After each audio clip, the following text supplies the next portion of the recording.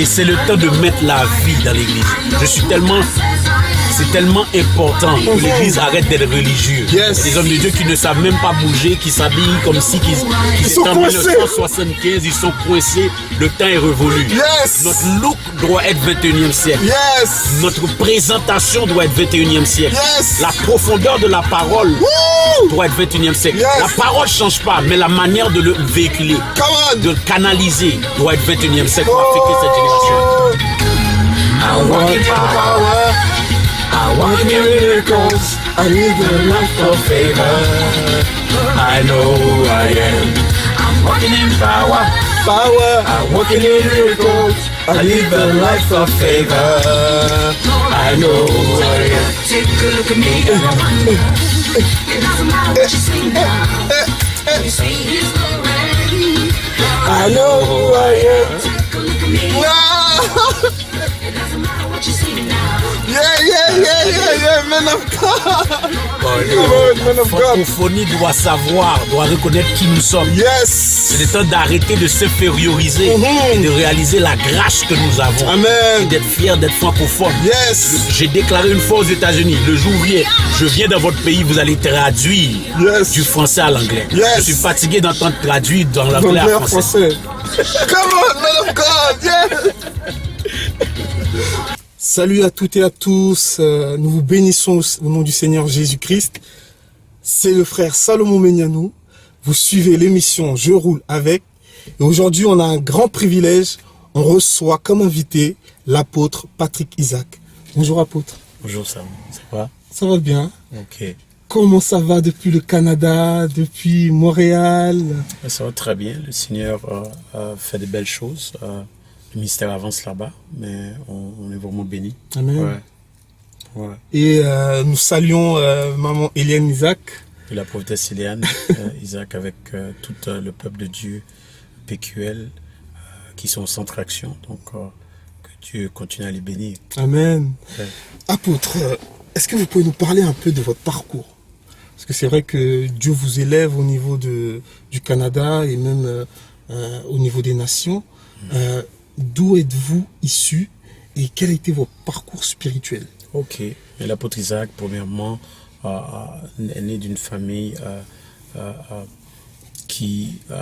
ma mère a reçu le Seigneur en premier dans la famille.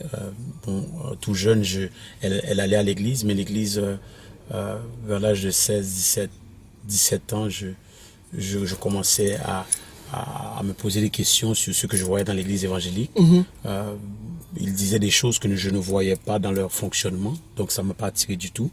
C'est à l'âge de 25 ans que j'ai reçu le Seigneur, lorsque j'ai vu par l'entremise d'une chorale d'évangélisation de jeunes. C'est ça qui m'a touché. Et depuis lors, un an après, le 12 décembre 92, j'ai reçu le Seigneur comme sauveur personnel. Et 3 mois plus tard, je prêchais mon premier message. Wow. Un an après, j'étais leader de jeunesse. Wow. Un an et demi, presque, les conférences de jeunesse avaient une envergure qui dépassait la conférence de l'église. Donc, en 97, le Seigneur va après mon mariage en 95, en 97, je entre dans le ministère à temps plein. Je laisse 65 000 $ comme comptable. Je suis comptable de formation et je laisse ça pour entrer dans le ministère. Et moi et mon épouse, on a commencé, la prophétesse Eliane Isaac et moi, on a commencé dans un ministère dans le sous-sol de ma maman. Et puis, mon pasteur m'a béni, on a commencé avec 6 personnes.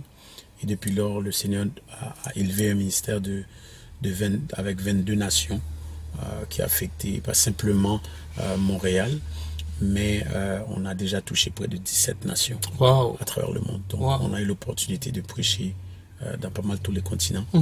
Et donc, c'est à peu près ça le parcours. Et notre message de prédilection est sur la réforme apostolique.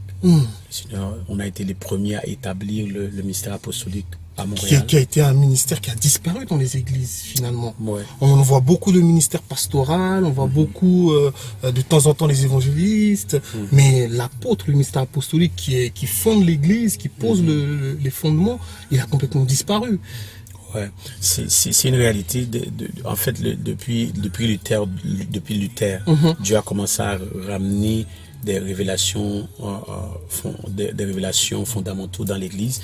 Et depuis 10 à 20 ans, la révélation de la réforme apostolique est entrée, où ce que les 5 ministères sont revenus à l'Église. Éphésiens 4:11 aussi, que Dieu a établi dans l'Église les apôtres, les prophètes, les docteurs, les évangélistes et pasteurs. Donc, on a été la première église au Québec qui était apostolique. Et dans cela, plusieurs personnes nous croyaient des aventuriers. Et donc, depuis lors, j'ai commissionné plusieurs autres leaders dans le ministère apostolique. Et donc, on a été les pionniers du ministère apostolique au Québec. Amen. Et concernant justement votre ministère, aujourd'hui, vous vous émancipez, vous avez établi d'autres ministères, il y a des fruits qui sont là dans les nations. Est-ce que vous pouvez nous parler un peu de la parole qui libère? Oui. PQL, c'est le ministère de la parole qui libère à Montréal. Une des choses qui a été primordiale pour moi, le Seigneur nous a permis d'écrire 7 ouvrages et nous avons encore 6 autres manuscrits qui ne sont pas encore libérés. Et tout ce que tous les ouvrages que j'ai écrits a été le résultat de fruits concrets. Donc, PQL, la parole qui libère, est un ministère apostolique dont les 5 ministères sont établis. Amen. La structure apostolique avec les piliers du prophétique, de la délivrance, du combat spirituel, les dynamiques du royaume, l'économie du royaume et de la réforme sociétale. Et donc, ces piliers-là sont établis dans le ministère. PQL est dans les services et les rencontres, les assemblées de PQL se font dans le centre action. Et même le concept du centre action, le centre action n'est pas une église, c'est une plateforme avec différentes organisations qui ont pour mandat d'affecter positivement l'orientation de la ville de Montréal et de la province du Québec. Amen. Waouh. Et justement par rapport aux ouvrages que vous avez écrits, vous avez ramené un ouvrage qui s'intitule Les 12 vérités indéniables pour la prospérité. Est-ce que vous pouvez nous dire un mot sur cet ouvrage? En fait, le Seigneur m'a donné 3 mandats qui sont clés. Les 3 mandats qu'il m'a donnés pour cette saison, pour cette génération, c'est la réforme apostolique qui touche la structure et ramener la révélation de l'apostolique à l'Église. La réforme sociétale qui amène l'Église apostolique à affecter les systèmes de sa ville, de sa région, le gouvernement, les arts et divertissements, l'éducation, les médias, les affaires, de comment que l'Église peut avoir un impact pour changer sa nation, sa ville. Et troisièmement, la réforme économique. La réforme économique est tellement capitale parce que nous ne pouvons pas avancer le royaume de Dieu sans les finances. Bien sûr. Et la faiblesse numéro 1 que je vois présentement dans l'Église, surtout l'Église francophone, on est très ignorant des principes et de l'avancement de la prospérité dans la francophonie. C'est sur cela que j'ai écrit cet ouvrage, Les 12 vérités indéniables sur la prospérité. Parce que, surtout, le fait que je suis anglophone, en fait, j'ai appris l'anglais avant le français.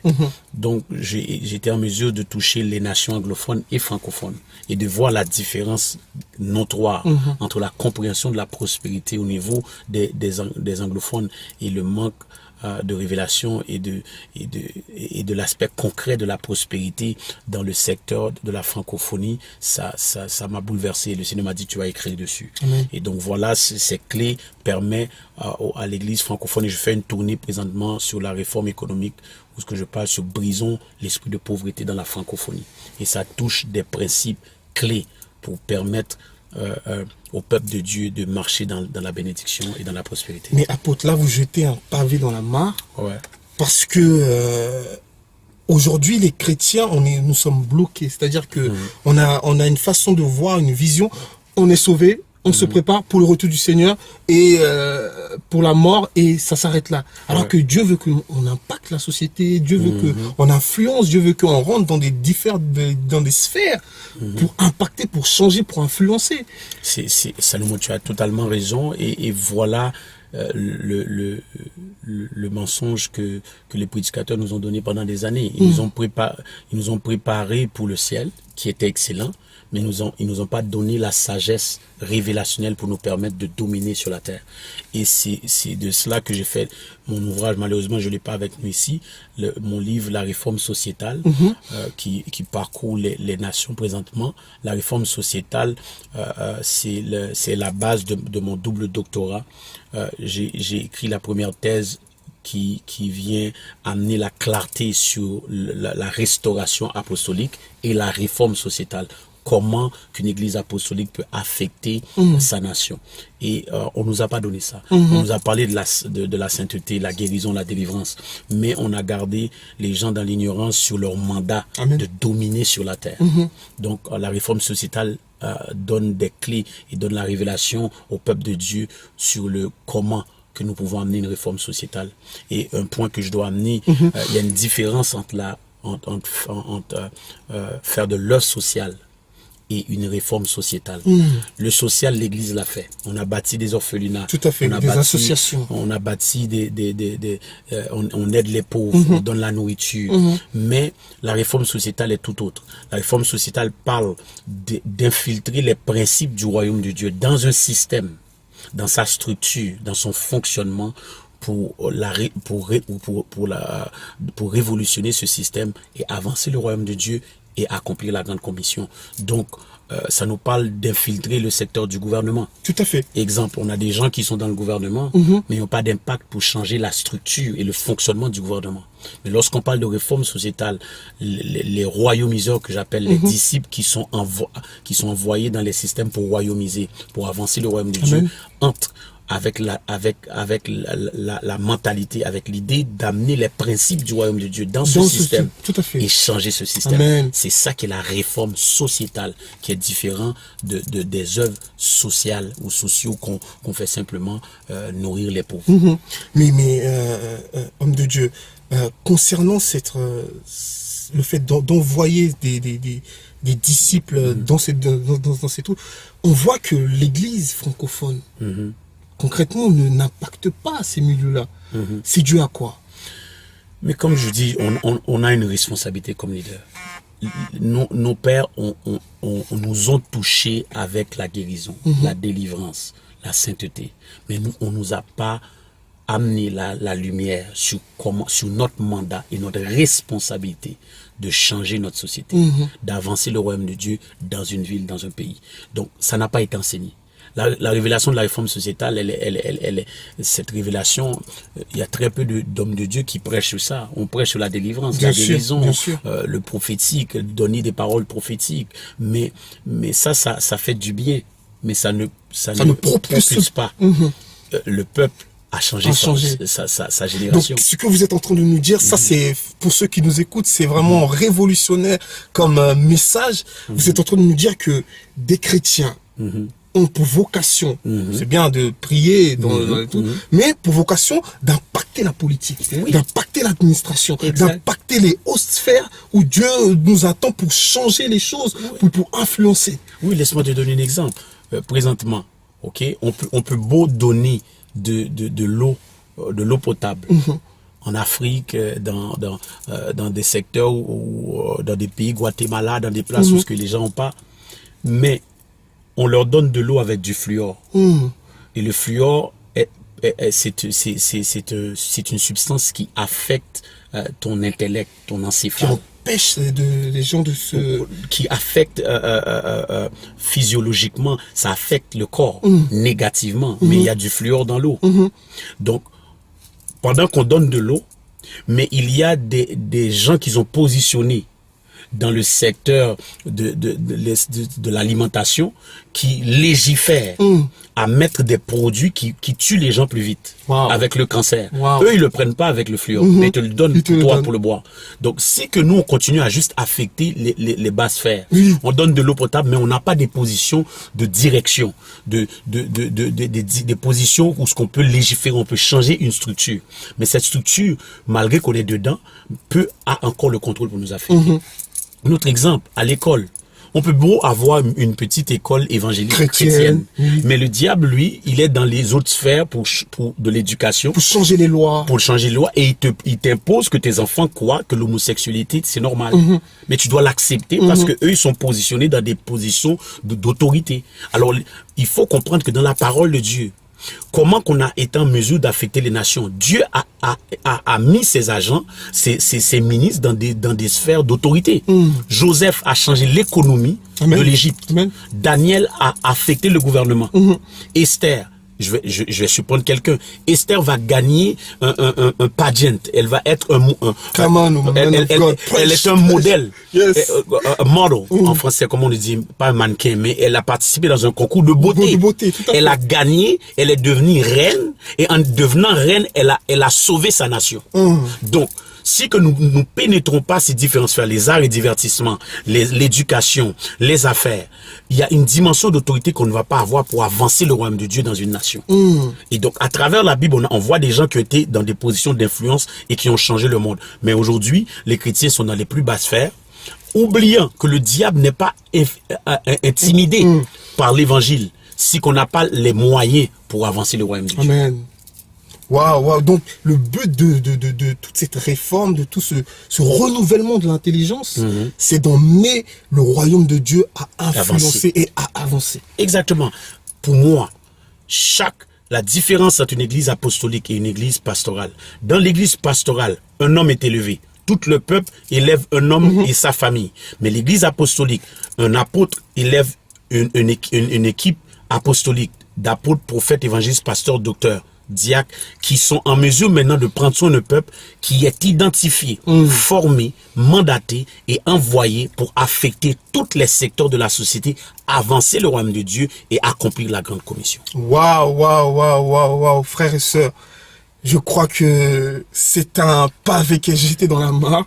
Je crois qu'on a besoin de cette réforme sociétale. On a besoin mais, homme de Dieu, où on peut se procurer ces ouvrages? Ok. Pour les ouvrages, c'est très simple. On peut aller directement sur mon site, Patrick Isaac, patrickisaac.com, patrickisaac.com, et en allant dans le site, on peut cliquer sur le online store pour acheter les ouvrages, mais on peut aussi les trouver dans Amazon, christianbook.com, donc c'est là. Mais je vous encourage à aller voir ce qu'on fait à travers le monde en allant sur notre site, patrickisaac.com, patrickisaac.com.